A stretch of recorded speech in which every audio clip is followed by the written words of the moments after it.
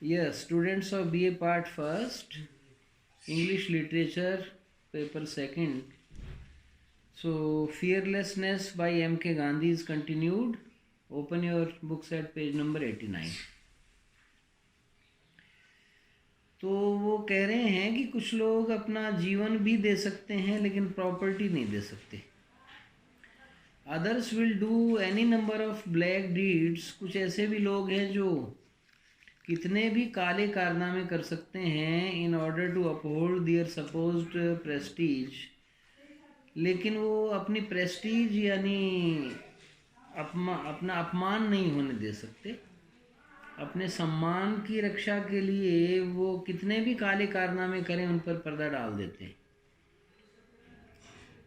Some will swerve from the straight and narrow path which lies clear before them. कुछ अपना मार्ग बदल लेते हैं एक सीधे और संकरे रास्ते से, which lies clear before them, जो उनके सामने स्पष्ट होता है. Simply because, क्योंकि they are afraid of incurring the world's odium. क्योंकि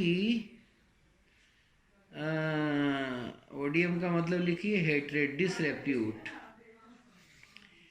तो अपमान विश्व का बर्दाश्त नहीं कर सकते, इस वजह से अपना मार्ग भी बदल लेते हैं.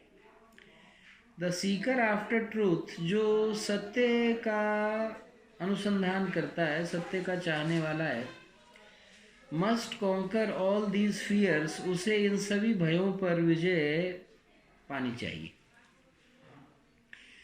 He should be ready to sacrifice, वो बलिदान के लिए तैयार रहना चाहिए. is all in the quest of truth, अपना सब कुछ सत्य की खोज के लिए अपना सब कुछ बलिदान कर दे, इसके लिए वो तैयार रहे. even as हरिश्चंद्र did, जैसा कि राजा हरिश्चंद्र ने किया था.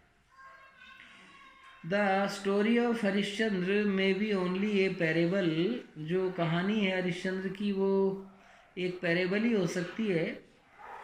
But every Sikar will beer witness, लेकिन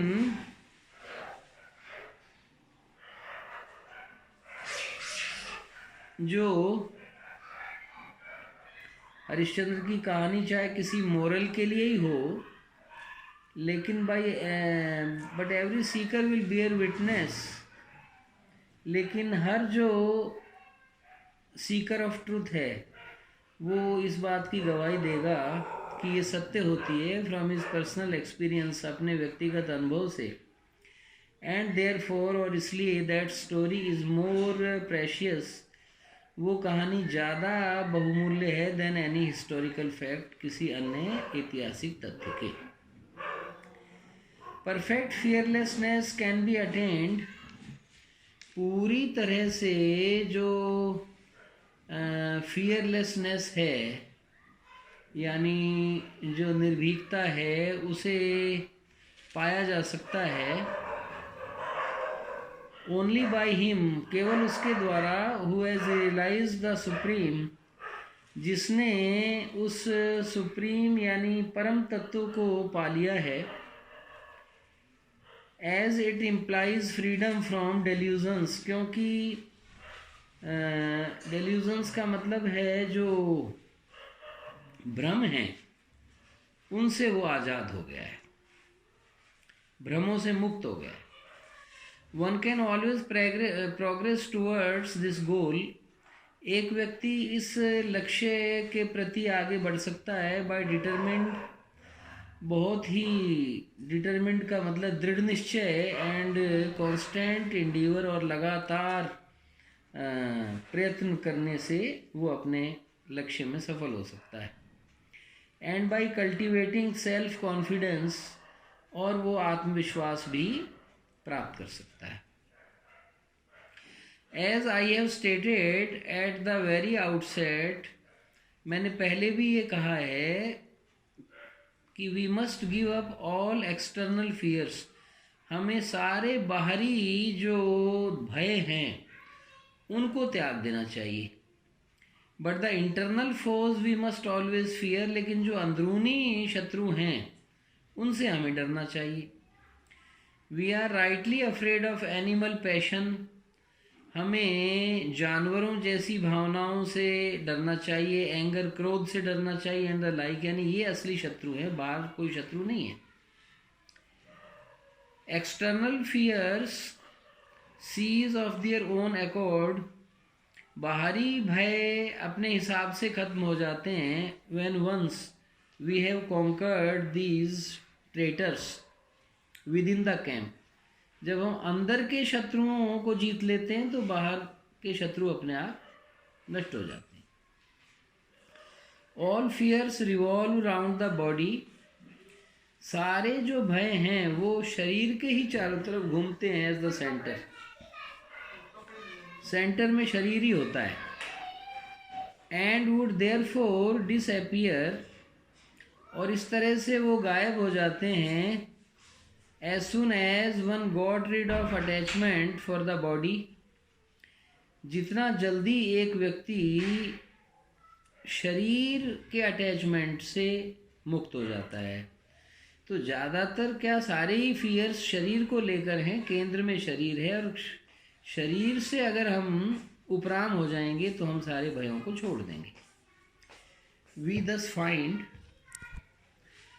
हम इस तरह से देखते हैं, that all fear is the baseless fabric, जो जितना भय है वो आधारहीन फैब्रिक है, ऑफ आवर ओन विज़न, हमारे स्वयं के स्वप्न का। यानी सारे जो फियर्स हैं वो स्वप्निल हैं, बेसलेस हैं। Fear has no place in our hearts, भय का हमारे हृदयों में कोई स्थान नहीं है।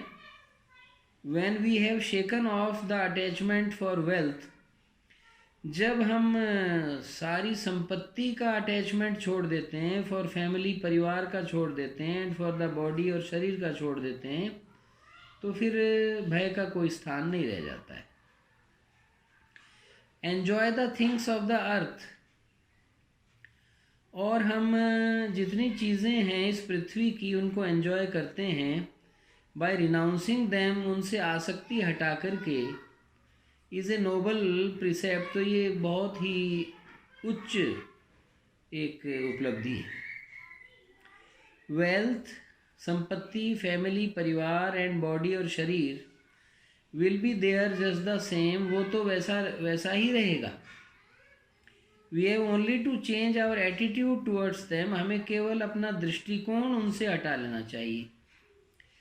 All these are not ours, ये सब हमारे नहीं हैं, बट गॉड्स, लेकिन ये भगवान के हैं।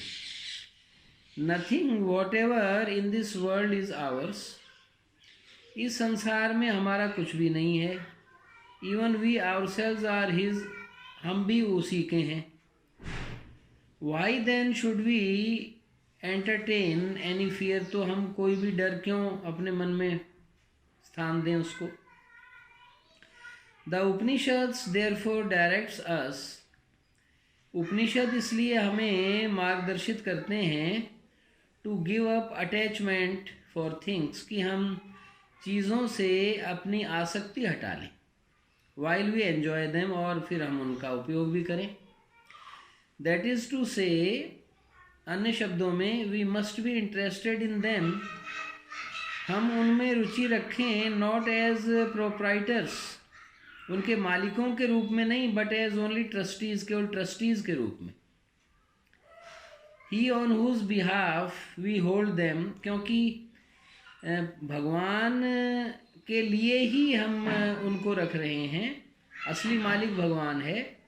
Will give us the strength, वो हमें शक्ति देगा, एंड द वेपन्स, और हमें हथियार देगा, रेक्विजिट, जो कि आवश्यक हैं, फॉर डिफेंडिंग देम, उनकी रक्षा के लिए, अगेंस्ट ऑल यूजर्पर्स, सारे जो भी छीनने वाले हैं उनके अगेंस्ट।